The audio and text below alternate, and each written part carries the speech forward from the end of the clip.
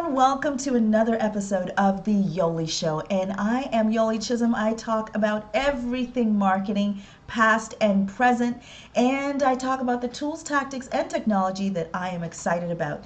In today's episode, I am going to share with you my thoughts from an article I wrote for Martechadvisor with my top 5 predictions for marketing in 2020. I'm also going to share with you some of my favorite predictions from some of the marketers that I follow. So let's get into it.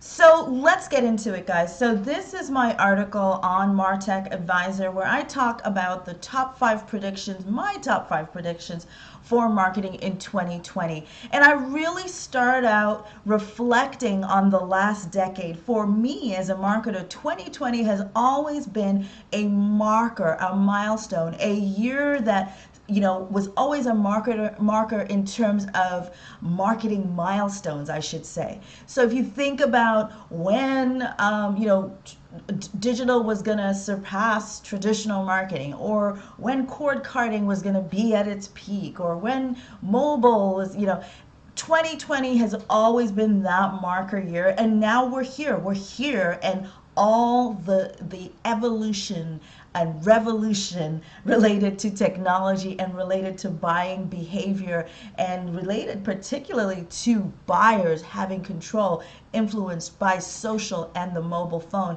We are in the midst of it. So for me, it was really exciting to be able to reflect back. Some of the things that I talk about is the buyer being in control, and that being a huge narrative, particularly for the last, I would say, 7 to 8 years, as people have pivoted, reacting to ZMOT. And I have a video where I talk about that. I'll put a link in the description to it. So that's one of the things that for me was characteristic of the last 10 years. Another thing was just a reaction to that was that marketers had to become more analytical. Big data and the access to big data meant that marketers had to not only be madmen but mathmen. And I talk a lot about that. I actually think I talk about that in my very first video, which I'll also put a link to in the description to. One of the other things that for me was a characteristic of the last decade was all the new roles that have evolved because technology has evolved and because of the change in buying behavior. You've seen new roles like the Chief Experience Officer, growth marketers, data scientists being embedded in other disciplines. That's been very interesting, and I think we're going to see even more new roles, jobs that never existed before, that have come out of the evolution in the last 10 years. The other thing is that was characteristic for me in the last 10 years that I think is going to continue to become a phenomenon, even bigger phenomenon, is this notion of brand building, going from taking millions and millions of dollars and decades of years to a very short lightning speed time frame where people with leveraging their influence and social media can build a brand in a very short time at a very low cost. That is going to upend, icons in the industry and upend wholesale all industries. And so something to watch in the next decade for sure, but something that was absolutely characteristic of something in the last 10 years. And finally, I talk about in the introduction in my article that it was one of the characteristics of this time was just a breakdown of what I call traditional frameworks that are essentially being reinvented to modern. And that's why you see the use of the word modern across multiple industries, whether it's modern marketing, modern advertising, the modern marketer. everybody is using that as a catch-all, but basically to characterize the distinction between going to market in a traditional way and going to market in a modern way, either reflecting and reacting to new buying patterns, new buying behaviors, or reflecting and reacting to and implementing new technology and new tactics. So the intro to the article is basically just a reflection of the last 10 years. So in 2020, I predict that marketers will go beyond modern in these 5 areas. Number 1, they'll go beyond marketing automation. As a digital marketer, I believe there's never been more exciting time to be in the marketing profession. Technology is enabling the digitization of the art of persuasion and measurement of marketing success to a greater degree than ever before. But I never really bought into the notion of being able to have technology nurture the consumer or prospect down a straight, clear path. Over the past decade, as consumer expectations rose, it became clear that the idea of scoring actions and steering the consumer along the buyer journey was only a dream. In reality, there was a lot of guesswork and arbitrary decisions. With this in mind, I predict that AI-driven experiments will increase in 2020 as more companies simplify their MarTech stack and use predictive analytics to provide sales and marketing with better signals around which customers and prospects to prioritize. As the amount of unstructured customer data that brands need to process continues to grow, the secret sauce will be in the ability to predict actions, not just the ability to automate. Marketers and technologists would toggle between building in-house models and buying next-generation marketing tools that enable the prospect prioritization and sales cycle acceleration. That's prediction number 1. So my second prediction on how we will go beyond modern is we will go beyond the funnel. It's interesting to me that the word funnel has become a dirty word in some circles. Apparently the funnel is dead. Much is written about its demise and the replacement with the flywheel of some variation in the last decade. The most exciting part of this discussion around the funnel is that marketers are collectively realizing the fact that a brand's best acquisition actually starts at the end of a traditional funnel with customers. Delivering for customers is an acquisition tactic. Getting customers to become advocates and refer a product or service should be a marketer's best net new customer acquisition tactic. What works in B2C now works in B2B. I predict that in the B2B space, there will be more brands focused on the power of reviews in their paid, owned, and earned initiatives and invest in a formal referral marketing program to scale word-of-mouth awareness. This means that the same way marketing automation made sales and marketing align efforts, it will become necessary for marketing and customer success to work more closely. Marketers should be looking to invest in tools that focus on supporting this alignment. That is my second prediction for 2020. So my next prediction for how we will go beyond modern is we will go beyond online. The last decade has been an absolute delight for digital marketers. The ability to instrument on the touch points in the buyer's journey has advanced, making the ability to track and report channel performance more precisely. What excites me about the next decade is the ability to connect the science of marketing with the art of marketing, aligning the work that is driving demand seamlessly with the work that is focused on driving awareness. Going deeper into the data, beyond demographics and into behavioral and psychographic data will continue to help marketers improve performance. For example, I believe that as smart TV adoption increases, we will see a blurring of targeting between the online and the offline mediums, as marketers will be able to target TV streaming audiences with greater precision. This will impact the approach to creative development for offline channels. marketers will use a broader set of insights to drive creative strategy. And marketing between online and offline worlds from a data and targeting perspective will continue to converge. That's my third prediction.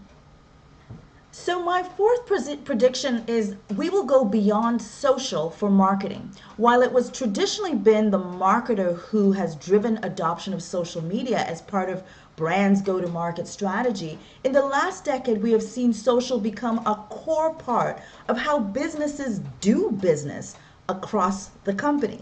Salespeople are becoming social sellers.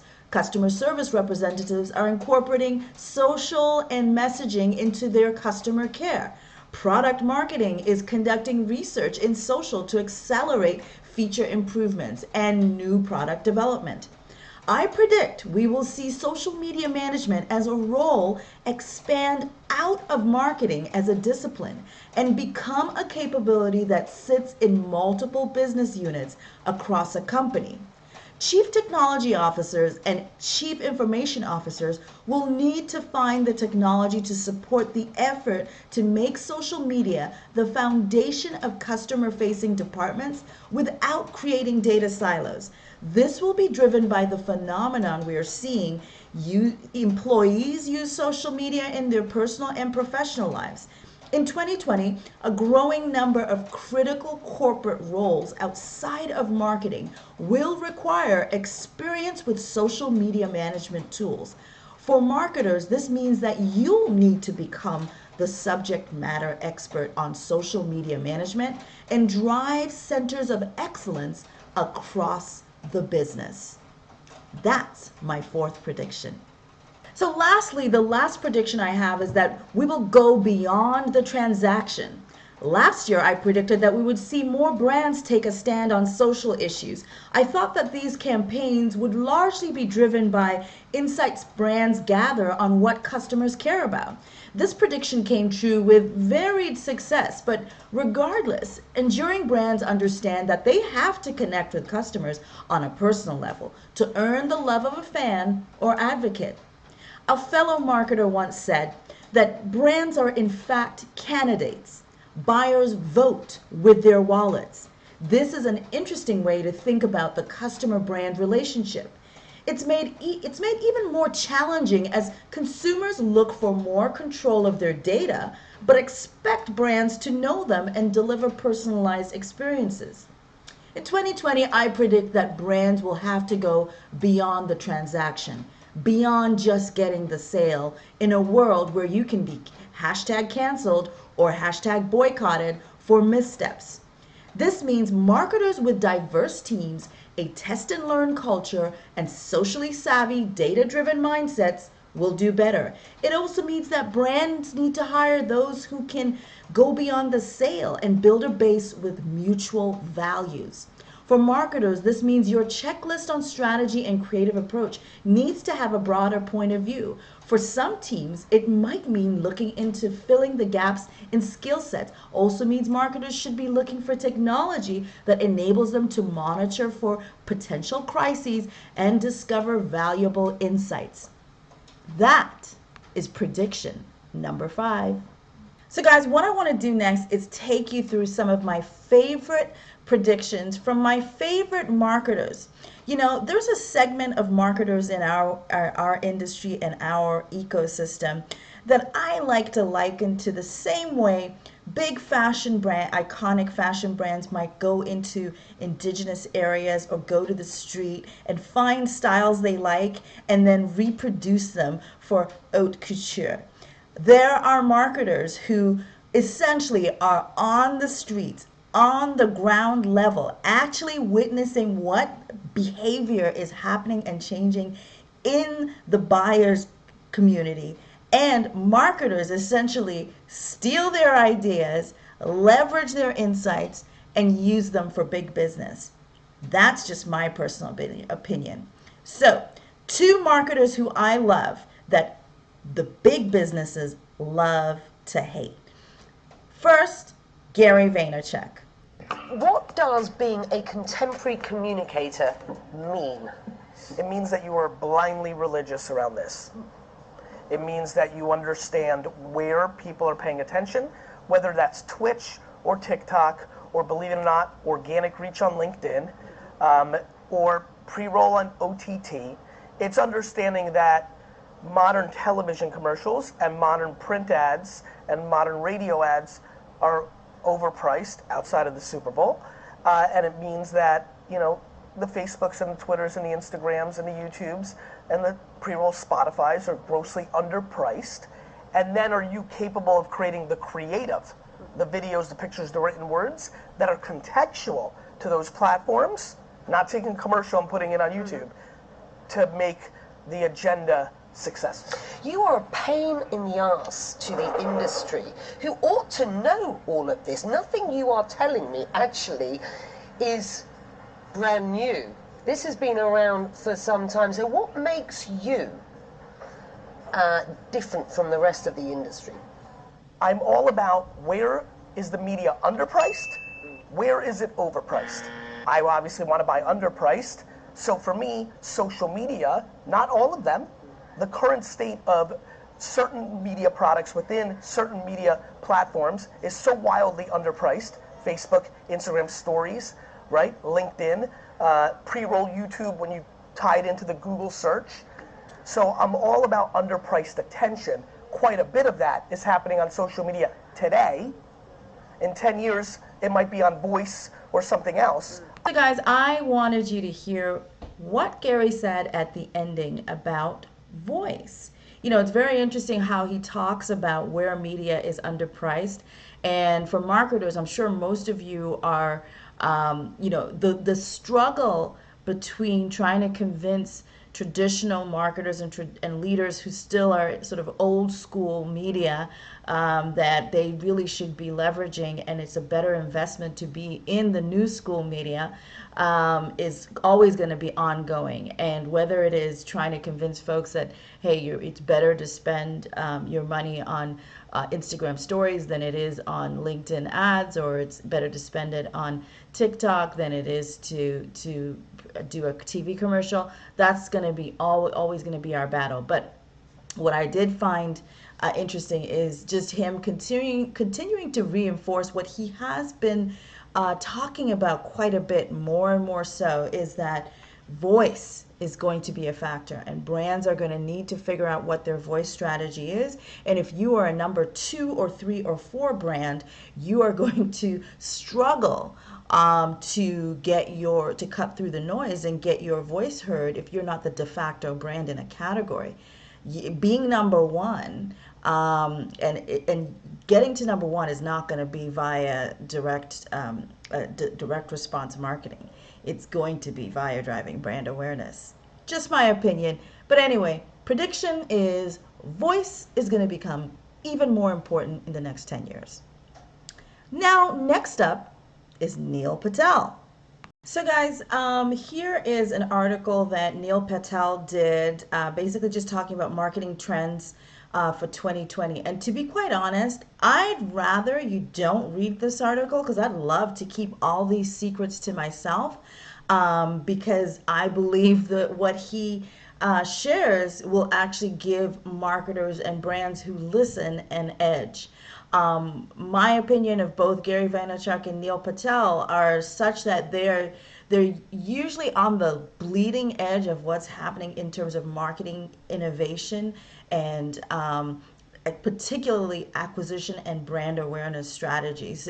If I had millions and millions of dollars, I would just split the bag and give one bag to VaynerMedia for awareness and one bag to Neil Patel Digital to drive demand. But that's just me. If I was a startup starting today and I had some funds, that's exactly what I would do. Anyway, I'm not going to talk about all the trends that he mentions, but I will highlight one that I thought was super, super interesting. He talks about not relying on Google Analytics. He talks about moats being dead. He talks about brand. He talks about voice. But you won't listen.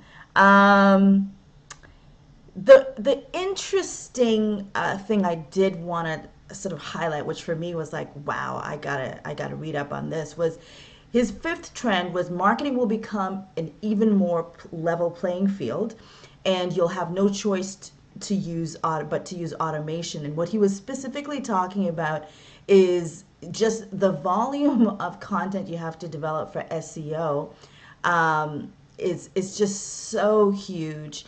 And right now, what you're going to have to do is find tools that help you automate the creation and the execution of your SEO strategies. And he highlights some tools like ClickFlow, Rank Science, and Distilled ODN, leveraging AI to make SEO and other forms of marketing. Essentially, automating your SEO with tools like Bright Edge. I think marketers should take a deeper dive into this because it is probably going to become a trend in the next decade. There are much more interesting insights further in the document, but that's for you to know and you to find out if you are so interested in becoming a even smarter marketer. Anyway, guys, that's it for my focus on 2020 trends, the 5 that I highlighted myself, the one that I pointed out to you that Gary Vaynerchuk highlights, and the sweet treats from Neil Patel. Have a great week. What you waiting for? I see you standing